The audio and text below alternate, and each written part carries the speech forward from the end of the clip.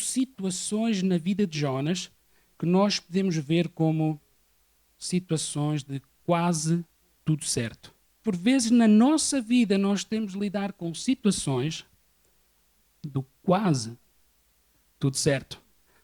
Se nós sabemos que há áreas na nossa vida que estão pelo quase tudo certo, nós sabermos escolher não ficar pelo quase.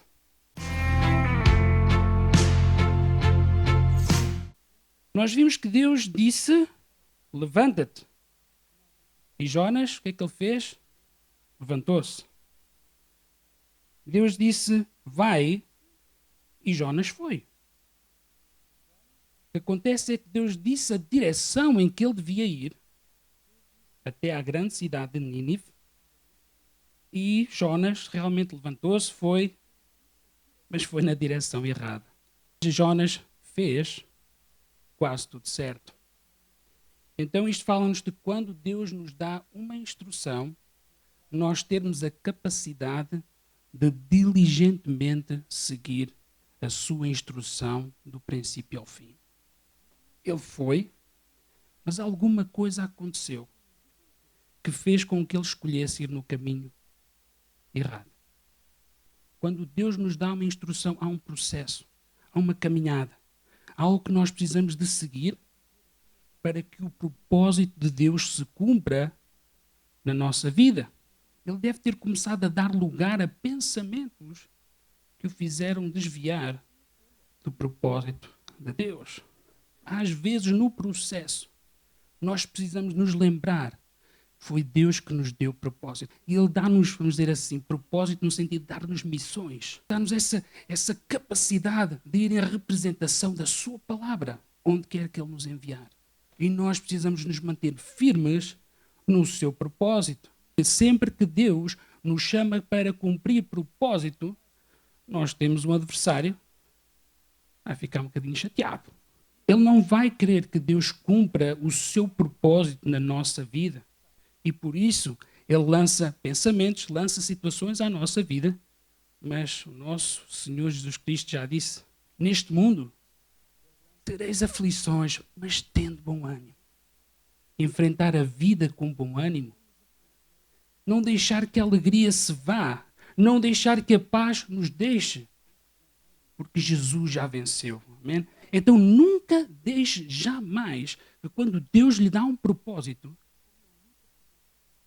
no processo, na caminhada, se desviar do destino onde Deus o quer levar.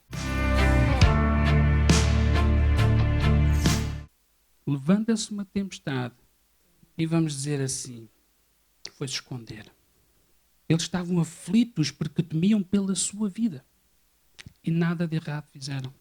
Eles estavam aflitos e estavam a jogar fora os seus bens, as suas coisas, para pelo menos tentar salvar o barco e a vida deles.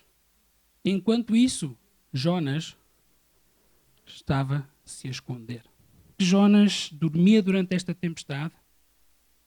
Faz-me lembrar que Jesus também dormiu durante uma tempestade. Mas Jesus, com certeza, quando dormia na tempestade, ele estava em paz. Jonas jamais poderia estar em paz. Ele só começou a assumir a responsabilidade quando ele foi descoberto. Em momento algum ele disse, isto está a acontecer por causa de mim. Eu vou tomar a responsabilidade desta situação que está a acontecer. Estavam mais empenhados aqueles marinheiros que estavam a querer salvar a sua vida em agradar a Deus do que o próprio Jonas.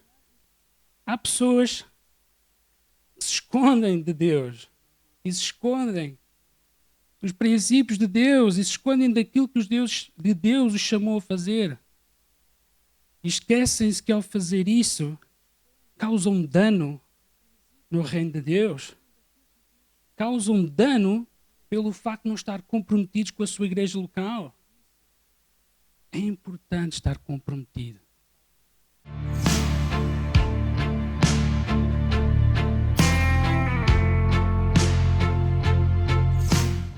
Jonas foi jogado ao mar, veio um peixe, apanhou Jonas, e ele teve 3 dias, 3 noites dentro da barriga daquele peixe.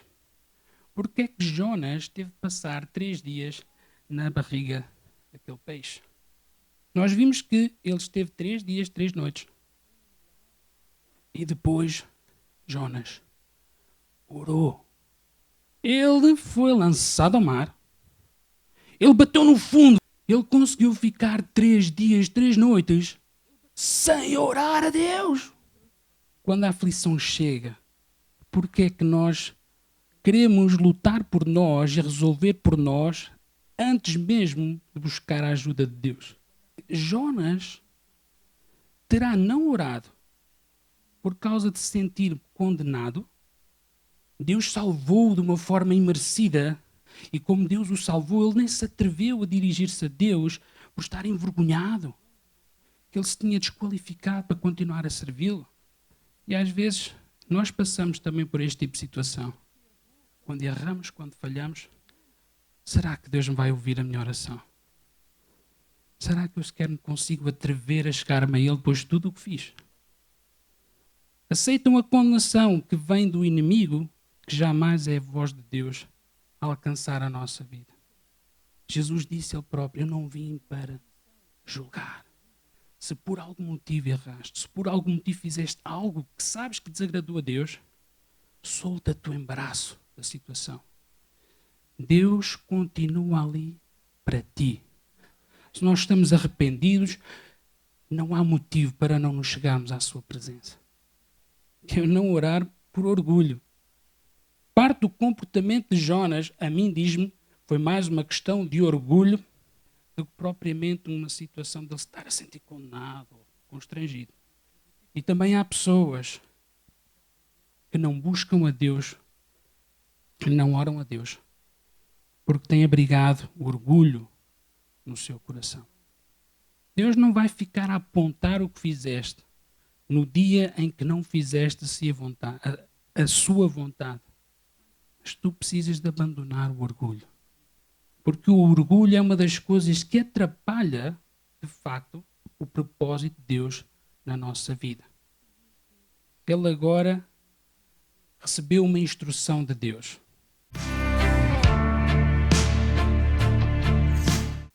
Vocês notaram alguma diferença na instrução?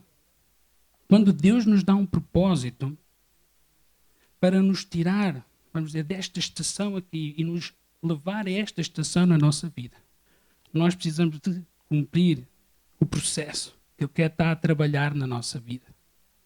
Às vezes, as pessoas clamam por novas instruções de Deus sem dar cumprimento às instruções que Deus já tem vindo a dar.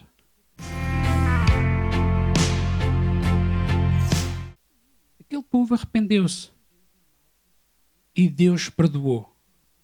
Eles tiveram 40 dias para deixar os seus maus caminhos e Deus olhar, não apenas de palavras, eles me deram os frutos que estavam arrependidos. Mas Jonas ora a Deus e depois ainda vai se sentar para ver o que Deus ia fazer a seguir. Será que se Deus já decretou alguma coisa nesta direção, será que há alguma coisa para ficar a ver aqui? Que às vezes nós pensamos que sabemos o que é o melhor para nós. Nós pensamos que sabemos, mas Deus é quem verdadeiramente sabe aquilo que é melhor para nós. Na nossa oração, nós colocamos as coisas diante de Deus, é tão mais importante ouvir do que falar. E é aquilo que Deus vai fazer na nossa vida o tempo todo. É levar-nos por lugares, levar-nos por caminhos, levar-nos por situações para que nós possamos cada vez mais entender o seu coração, abraçar aquilo que está no seu coração. Que nós vimos que quando Deus fez algo a favor de Jonas, ele ficou alegre. Deus é bom para nós, Deus abençoa-nos. Amém, glória a Deus, Deus é bom. O problema é quando Deus está a abençoar os outros. O problema de Jonas foi esse. Ele nem tinha percebido a bênção que ele foi para aquele povo. Deus sempre nos abençoa para fazer de nós uma bênção. E nós precisamos de entender que isso faz parte do coração de Deus. ao lidarmos com a nossa vida e pondo certas coisas em ordem. Isso é caminho para que, vamos dizer assim, certa bênção que ainda não alcançou a nossa vida comece a aparecer. Amém, irmãos?